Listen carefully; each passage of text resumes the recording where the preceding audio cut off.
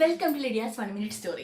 അപ്പൊ ഇന്നത്തെ കഥ എന്താണെന്ന് വെച്ചാൽ ഒരു രാജാവിന്റെ കഥയാണ്. നിങ്ങൾ കുറേ ഭഗവാനെ പ്രാർത്ഥിച്ച് പക്ഷേ ഭഗവാൻ ഒന്നും നിങ്ങൾക്ക് തരുന്നില്ല, അല്ലെങ്കിൽ വിഷമങ്ങൾ ഭഗവാൻ കേൾക്കുന്നില്ല എന്ന് നിങ്ങൾക്ക് തോന്നി തുടങ്ങിയിട്ടുണ്ടെങ്കിൽ ഈ സ്റ്റോറി നിങ്ങൾക്ക് വേണ്ടിയുള്ളതാണ്. അപ്പൊ ഇന്നത്തെ കഥ എന്താണെന്ന് വെച്ചാൽ ഒരു രാജാവിന്റെ കഥയാണ്. ദിവസേന അദ്ദേഹം അമ്പലത്തിൽ പോകുമായിരുന്നു ഭഗവാനെ പ്രാർത്ഥിക്കാൻ വേണ്ടിയിട്ട്.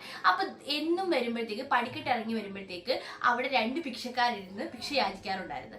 റൈറ്റ് സൈഡിലിരിക്കുന്ന ഭിക്ഷക്കാരൻ എന്താ യാചിക്കാറെന്ന് വെച്ചാൽ, ഭഗവാനെ അവിടെ നിന്ന് എനിക്ക് എന്തെങ്കിലും ഒരു വഴി കാണിച്ച് തരണേ, എനിക്കൊരു നല്ല ജീവിതം ഉണ്ടാവണം എന്ന് പറഞ്ഞിട്ട് ഭഗവാനോട് വളരെയധികം ആത്മാർത്ഥമായിട്ട് പ്രാർത്ഥിക്കുമായിരുന്നു.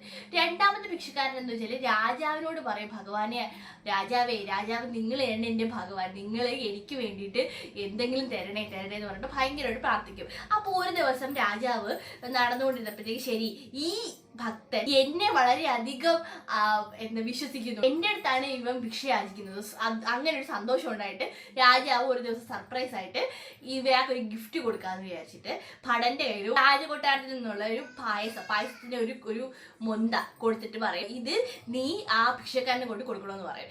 ഭിക്ഷക്കാരൻ അറിയത്തില്ലായിരുന്നു ഇതിന്റെ അടിയിൽ നിറയെ സ്വർണ്ണ നാണയങ്ങൾ രാജാവ് വെച്ചിട്ട് ഈ ഭിക്ഷക്കാരനെ സർപ്രൈസ് കൊടുക്കാൻ വേണ്ടിയിട്ട് കൊടുത്തയക്കും. അപ്പോ ഈ ഭിക്ഷക്കാരൻ എന്ത് ചെയ്തു വെച്ചാൽ ഇത് കിട്ടിയ ഉടനെ വളരെ സന്തോഷപ്പെട്ടിട്ട് ആ പായസം എല്ലാം കഴിച്ചിട്ട് അടുത്ത ഭിക്ഷക്കാരനെ വളരെയധികം കളിയാക്കാൻ തുടങ്ങി. നീ എന്ത് ചെയ്ത് ഭഗവാനോട് പ്രാർത്ഥിച്ചിട്ട് എന്ത് കിട്ടി, കണ്ടില്ലേ രാജാവിനോട് പ്രാർത്ഥിച്ചപ്പോഴത്തേക്ക് എനിക്ക് രാജാവ് കഴിക്കുന്ന ആ ഒരു ടേസ്റ്റുള്ള പായസം എനിക്ക് കൊടുത്തയച്ചേക്കണം, കണ്ടില്ലേ എന്ന് പറഞ്ഞിട്ട് വളരെയധികം കളിയാക്കാൻ തുടങ്ങി.